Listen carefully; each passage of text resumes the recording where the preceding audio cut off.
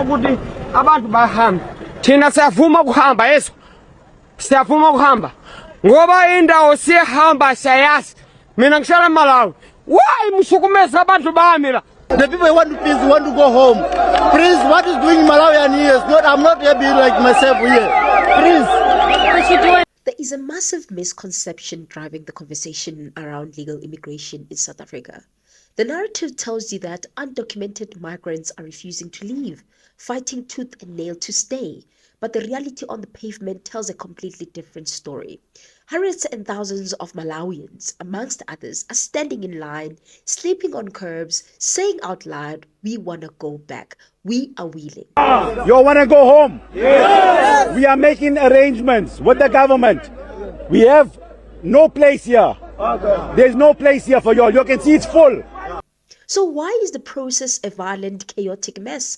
Why are people losing the few belongings they have left to cross the borders? That she was cold, and as a result, she ended up experiencing fits, and she had to be rushed to a nearby clinic. And during that very time, that's when she says she lost her medication, she lost some of her belongings, and the child that she has with her here also needs clothes to wear. As you will understand, people are camped out in the cold. Despite that it's a tent, there is no closed area in this very tent. As people come in and out, others are joining the group. As you will recall, it's estimated that roughly 10,000 Malawians are in South Africa, and the group that has been counted here is estimated to be over 5,000, Maseho. This morning we saw very disturbing visuals of a chaos that erupted between these Malawians that want to go back home, as well as the police officials and journalists. The police officers were firing stun grenades and rubber bullets on the protesters, while the Malawian protesters were throwing stones at these police officers as well as journalists. Like this, when I see the people like this, you know, when it's too much, the people, all the people, you got it.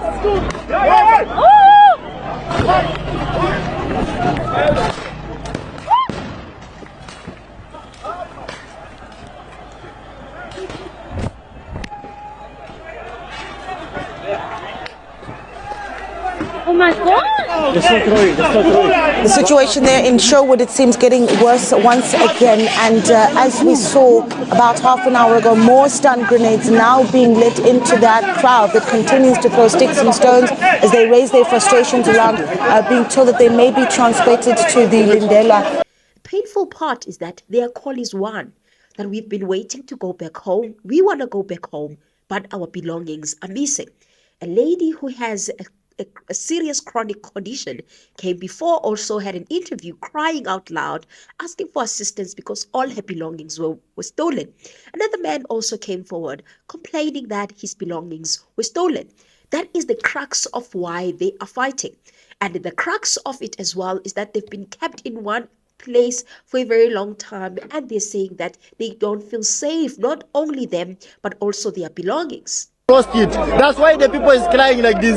Even you know, when you want to go some place to change the place, you have to take his bag together. You don't want to just taking one of the people. Okay, so if I'm understanding you properly, you're saying that one of the issues is that when people are taken into the police van, they leave their things here, and when they come back, they worry that they won't be able to get them back. When a deadline such as the 30th of June has been set, you expect a operational plan. Instead, what we see is total strategic collapse. Yes, the government had made it clear many a times that they don't support the 30th deadline, but for them to actually deal with this issue of illegal immigration, because they promised that they're going to deal with this issue, they could have had much better plan than the one that we see before our eyes every day that is being displayed by the media. So the 30th, the so-called 30th of June, in my view, it's not an event that is even necessary, because we are addressing the challenges that our people are facing. According to policy experts, successful repatriation requires a bilateral pipeline.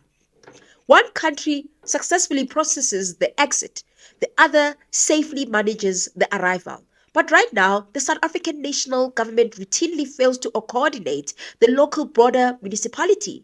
There are no transit shelters, there's no secure storage for belongings, and there's no organized transport pipeline. This raises a deeply uncomfortable question.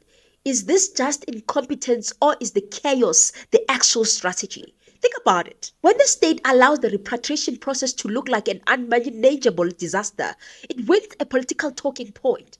By letting the streets descend into logical grind log, leadership can point to the situation and label the call for migration reform from activists like March and others, and inherently violent, unreasonable, impossible to execute. It creates a perfect excuse to miss the deadline and strong off accountability. It doesn't have to look like this at all. We know this because other countries have faced massive migration returns and managed them with dignity and precision.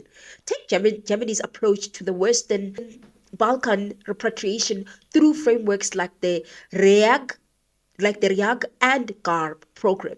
The tide of asylum seekers from the Balkans. Germany is stepping up pressure on would-be immigrants from the region, notably with this video aimed at convincing them to stay at home. The film warns Balkan citizens their chances of obtaining asylum are very slim, and that when they're deported, they risk having to foot the bill themselves.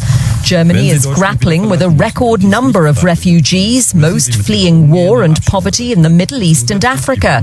But tens of thousands of migrants are coming from the Balkans in Southeast Europe. The videos being screened in Bosnia-Herzegovina, Serbia, Albania, the former Yugoslav Republic of Macedonia, Montenegro and Kosovo.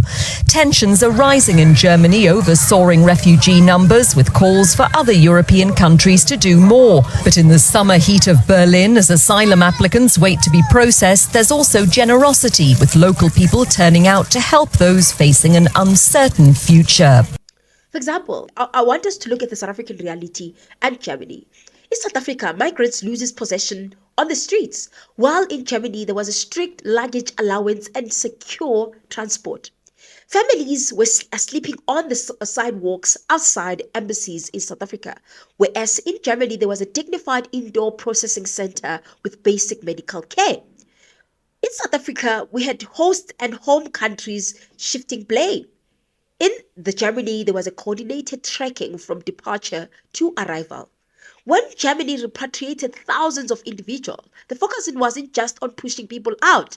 It was on tracking assets, providing financial startup assistance upon arrival, and ensuring that human dignity remains intact. Why? A chaotic exit only creates regional instability. If a person is undocumented and the law requires them to return to their home country, they have to agree to do so. But being undocumented does not strip a human being of their right to dignity. It does not give a system the right to strip them of their clothes, their savings, and their safety. The failure of both the South African and the Malawian government to coordinate this crisis isn't just an administrative blunder. It's a humanitarian failure. And as long as our leadership prefers the political utility of chaos over the hard work of logistics, the streets will remain a battleground for the vulnerable. Or to Rindela, because the Home Affairs is just right for us. He said we will go to Malawi, but you take the other people to send to Rindela. So that's the problem. So if you want to send us to Rindela, just take straight. Or some people, there's a lot of people around here, né? So as you can see, so you have to talk straight. Why are you taking us to Rindela now? We don't. I don't know what you guys think about these recent things that have been happening. I've been in awe and shocked, especially for those ones that are saying they want to leave. There's obviously those ones, it's undeniable that there's obviously those ones that don't want to leave, and they're saying that they will stay in the country no matter what. But I just think that if people are willing to leave, just let them be. Allow them to leave the country. Don't distract them. Let us not hear rumors that these people are being distracted and somebody standing in the way, because it defeats the cause. It defeats everything. And I think it starts with the government level. Our government is intentionally allowing for this chaos, and they thrive on this chaos. If you guys can even remember, Gayton McKenzie used to shout Mabahambe, used to shout that he doesn't like illegal immigration.